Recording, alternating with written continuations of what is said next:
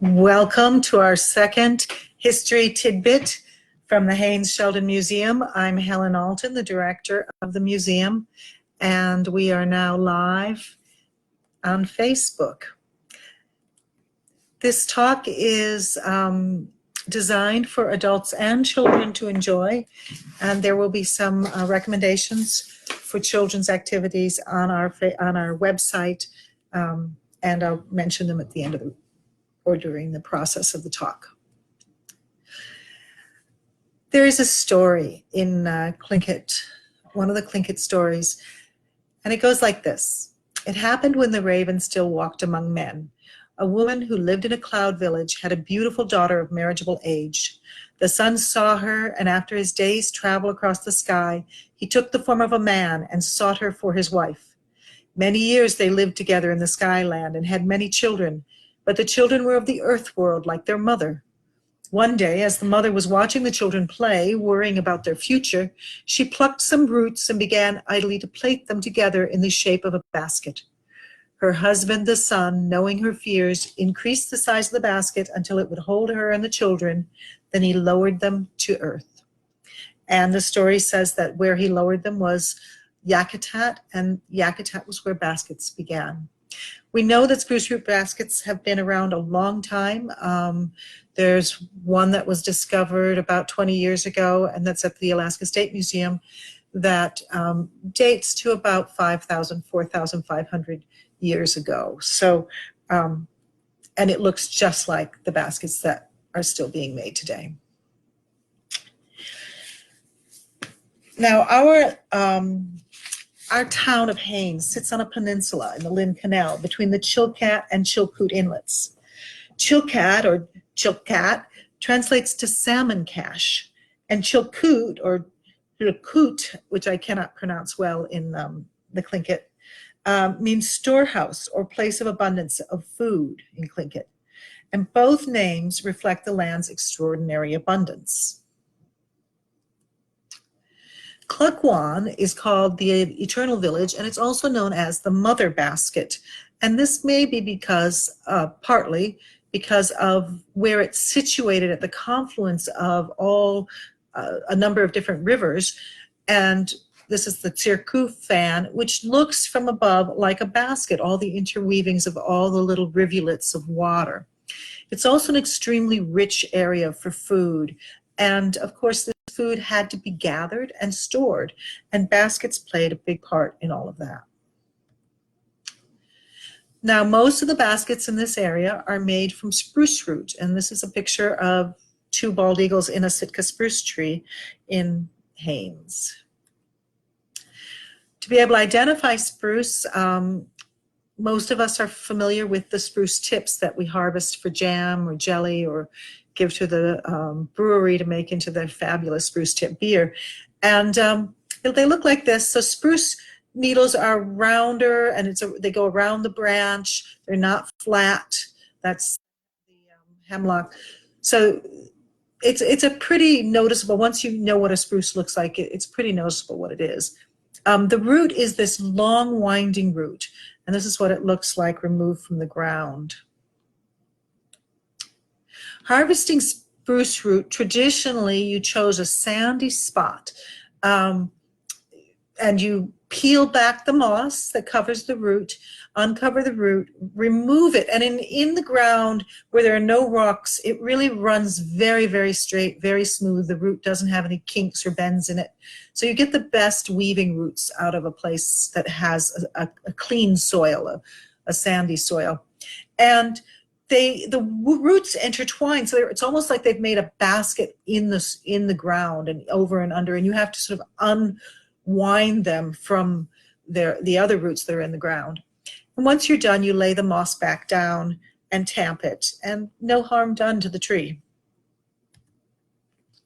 It's an amazing material. It's a fantastic lashing material or basket making material. It has really good strength to weight ratio, and it's very pliable when wet. Spruce root is not just used in the Northwest coast where we make baskets out of it, but it's also used throughout the Americas and up into the Yukon and into Canada. It's used as lashing on canoes. It's used as lashing for for baskets that use bark, for bark baskets. It's just used, we find it in a lot of different places. It's used to lash fish traps. So we have a 500-year-old or 5 to 800-year-old fish trap that was discovered in Juneau about 20, 30 years ago, and that is all lashed with spruce root. The root, when it comes out, has bark on it. It's like a little tree trunk in cross section, almost has all the rings of a tree, but it has the bark on it, and that needs to be removed. Now, usually what you do is you bundle up the root. I always make some I wind it around my fingers in a pattern of 8 figure, and that makes it a nice little bundle. And then you put that bundle on the end of a stick. You move that stick over a fire so it warms up the root.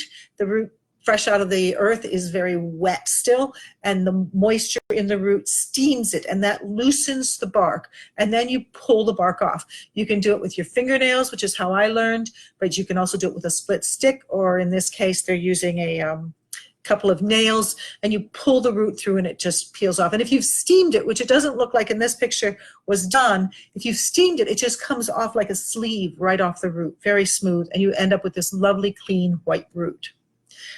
Now, splitting the root is the next step. So the roots are usually stored in water when you're gathering them. You kind of keep them wet, keep them in a plastic bag, and they may dry out. When you need to start working them again, you wet them down, you soak them. But usually in the field, you gather your roots and then you do some of the first splits so that you don't have to do that later while it's still wet. And there's a seam down the middle of the root. There's like little dots along it. It's almost a kidney shape in cross section with this little indentation and dots. And that gives you a good idea of where to split the root. The rounded outer portions become the weft, the part that is on the outer surface of the basket so that you weave with. And the straight-edged inner slices are the upright warp. Now, Terry Rothgar, who was a very good basket weaver and blanket maker, she started teaching how to do spruce root basketry using string cheese and showing people the splits on string cheese, which is a nice way to do it with kids, to talk about splitting the root. You don't want to do the split in a quarter manner because then it rocks, it doesn't lay down. You want these flat sides that keep it laying down. The other thing that Terry found when she was doing splitting, initially when she pulled roots that were about the size of her pinky, her little finger. Then when we did an analysis in the lab and we were looking under a microscope, we discovered that the roots that her grandmother pulled, the curve of the layers of the root, like a tree, like the tree rings, the curve wasn't as sharp as it was on the roots that Terry had been gathering. And her grandmother had been gathering bigger roots, more like the size of a thumb in diameter, and splitting them down more. The result was that, and Terry tried this, she started gathering bigger roots and splitting them down more, and the result was that she had less problems with torque in her baskets. They started to fall into shape better. And she was pretty impressed that her grandmother, she was able to relearn what her grandmother knew despite never learning how to weave baskets from her grandmother. She was part of that generation that got lost because of the Americans trying to repress the culture and not letting people teach it to the children. And here's an example of the spruce root getting split by hand. Now that spruce root, if you look at it, is pretty, there's little bumps in it. And so this isn't a root that I would use for basket weaving unless I was really desperate. In the end, the spruce root has these flat, it's narrow, it has flat things. And if you're using it for lashing, you're not going to be as careful as you are if you're using it for basketry. And these are the roots that they gathered for some lashing material. So it's the basketry material that when I've gathered it it's wound much more carefully and managed a little less haphazardly. Now, all baskets are made by people. There's no such thing as a machine-made basket. And this is kind of phenomenal considering how many baskets we still use in our world. And all baskets, no matter where in the world, basically use one of 3 weaves, or maybe a combination. And the most common that we think about is plaiting. Now this looks like a textile. It's an over-under weave. You can practice this with children with strips of paper, different colored strips of paper. And usually this plaiting technique is used with strips of cedar bark, and it's very common in gathering baskets, which were folded and stored flat, or even folded one more time than this one.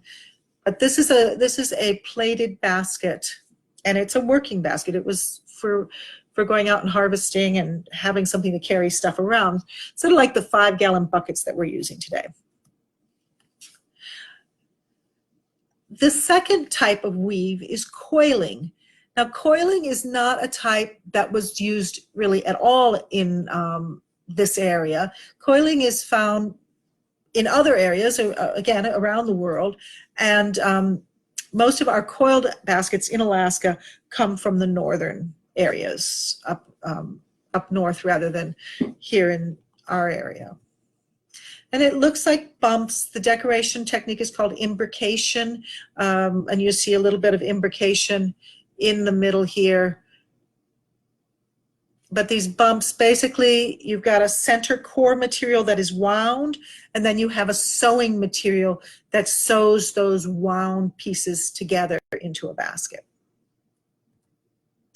This is another example of a basket that, and you can see better, the core material here is a willow branch, and then the split material is used to hold those different wound pieces together. And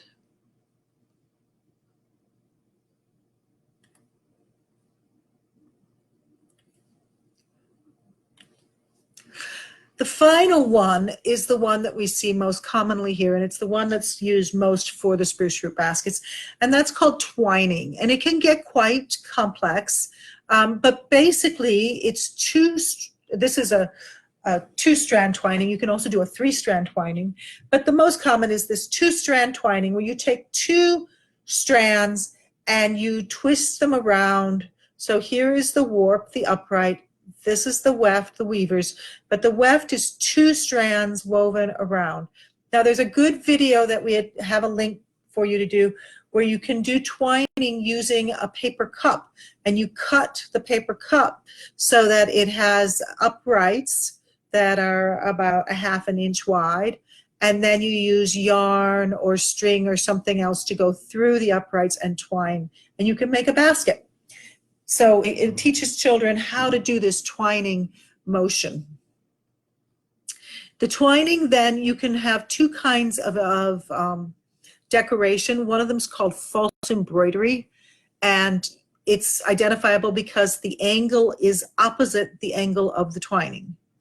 And then another kind is called overlay, and this one is the same angle as the twining. You can also get open weaves. This is called cross warp twining. The warps are moved. But we'll show you some examples. So this is an example of a basket from our collection, to show you what the twining looks like and the decoration can look like. And this is false embroidery, and you can see it's going that direction when the twining is going this direction. And there's a closer look at a twined basket. We're going to have a history tidbit about our census, and we had a number of basket makers, and often a basket maker is also a blanket weaver. It's the same technique. That twining is the same whether you're making a Chilkat blanket or you're making a spruce root basket. And here is a woman sitting next to the Chilkat River and working on a basket. And this is from 1914. This is an example of a grass basket being made, and grass baskets from Attu were also twined over a glass cover. Baskets were and are an economic item. Today, in many of the Native groups, it is sometimes the major source of income for a family, the women's baskets, especially in very poor areas. And the women did not get a lot for their baskets at the time that many of our collection items were collected. But you can see how many are in this store, and this is probably the interior of Rapinski's store. And there are a number of baskets here. Now, Sally Russell here stands amid Tlingit carved items and Spruce Root baskets. She was on the Haines House staff in the 1920s. And what's interesting here is these are working baskets, and there's also a bentwood box there, but these are the working baskets. So I'm going to show you what some of those looked like. This one is one that, it's basically a burden basket. It has a couple straps, and there are two handles. And this was purchased from a missionary who was at Haines around 1916, from the family of the missionary. This is another basket that we have in the collection. This was one of the Mildred Sparks baskets. It was donated by William Sparks. And it's a basket, these wide baskets you would put under a bush and then shake as you shake the berries out, or pick the berries and let them drop into the basket. They're very nice for that, and then you just pour them into one of the other baskets. Baskets were also attractive to tourists, and they started to be made more for the tourist trade than for practical needs. And this is in the 20s or 30s, a sidewalk seller, might be Skagway, might be Juneau, I'm not sure. It didn't clarify that in our notes on this picture, but it shows these women that are selling baskets, and there's, you know, baskets for sale here. And it's an economic transaction. The one type of basket that's common in these little decorated baskets are the Rattle Top Baskets. They have small stones or seeds woven into the handle of the basket, and they make a noise when they're shaken. Sometimes they use the stones from the gizzard of a bird. This is Genique Lana in 1984, at the age of 94, holding a basket she made at the age of 93. She's best known in our area as one of our Chilkat weavers, are the one that taught almost everybody who's weaving today. But she was also a basket weaver and did beautiful baskets. This basket was donated by the Sheldon family, and it has the design called leaves and eye holes. You can see it's a much more open weave, and then a decorated, colorful weave on the lower part. This one has a bear face on it and geometric elements. So this one looks more like a blanket, a Chilkat blanket. And this little Spruce Root basket has panels of geometric decoration alternating between eyes and crosses. And just to show you the variety. Now, one of the books that is used in schools for children learning about baskets is a book called Pattern Fish by Trudy Harris. And it talks about patterns and basically what these patterns are. A pattern is anything that repeats again and again. So there's A-B patterns that have two different repeating things. There's AAB patterns. There's ABB patterns. And when you're talking to children about baskets, having them think about patterns, and then they start looking at baskets and baskets as patterns.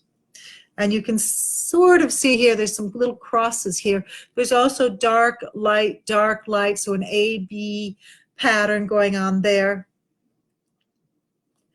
There's a whole curriculum called Math in a Basket, and we link to some of the curriculum materials. But the idea is for children to understand that basket weaving is a very mathematical process. The number of warps that you have coming up determines, you know, if you have an even number versus an odd number, how your pattern is going to work, and you have to have an even number. It also, the number of, if you've got a bigger basket with less less fineness, you're going to have trouble doing a more complicated design. It's going to be a simpler design that'll work better.